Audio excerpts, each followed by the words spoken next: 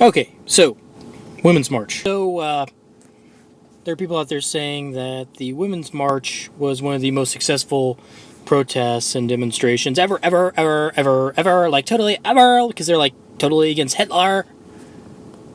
Well, the point of a protest is to deliver a singular, coherent message to the people in power. And if you look at all the interviews that were done throughout the web, all the mainstream media interviews that were done about this, and then just look at the people that were there and the signs they were holding, there was no singular, coherent message anywhere delivered by this protest. There was everything from gun control to taxes on consumer goods like tampons were issues, apparently. Something I don't get. It's a consumer good. It gets taxed. If repeal all the sales taxes, then what can I tell you? Then we have people like Ashley Judd get up and scream about her bloody pussy and her bloody underwear and her bloody jeans and her bloody sheets like a fucking raving lunatic.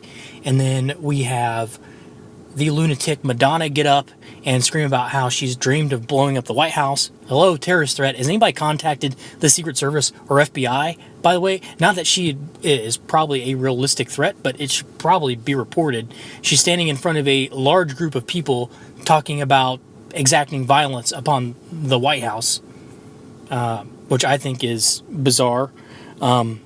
If any group had done that, any right-wing group had done that during the Obama administration, we would never hear the fucking end of it. It would be played on a loop on NBC and CNN forever and ever ad infinitum. Anytime anything happened, if there was an earthquake in Chile, they would bring up the audio and the video of some right-wing lunatic saying that they wanted to blow up the White House. So why is it that the liberals cheered very loudly, by the way, when she said that, and then also think it's just such a great thing for her to say. So the point of a protest is to deliver a singular message, a message I didn't see because it was just a fucking hodgepodge clusterfuck of every message. And the march was a clusterfuck from the beginning, considering that it almost got bogged down and eaten by its own identity politics, because they were like, well, if women are going to, white women are going to be in this march, then they need to be at the back because that's how we do things here in identity politics land. The oppression Olympics rule, and the most oppressed people need to be at the front. So if there was a transgender, lesbian, Muslim, black female, then she would have to be at the very front of the march, and all the white straight white males would have to be at the back. And that's another point. Why are there men participating? Once again, proving women can't do anything without men being involved and helping them. So it wasn't really a big girl power thing. And people ask me why I'm not a feminist. I don't believe feminism is about equality.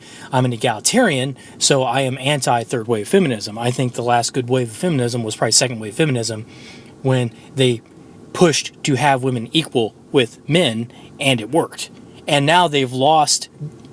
There's nothing to fight for anymore, which explains why there's no coherent message delivered by a women's march. There is no coherent message. What are they protesting? Taxes on consumer goods? That's what they were protesting? There's taxes on all consumer goods, not just your tampons, you fucking morons.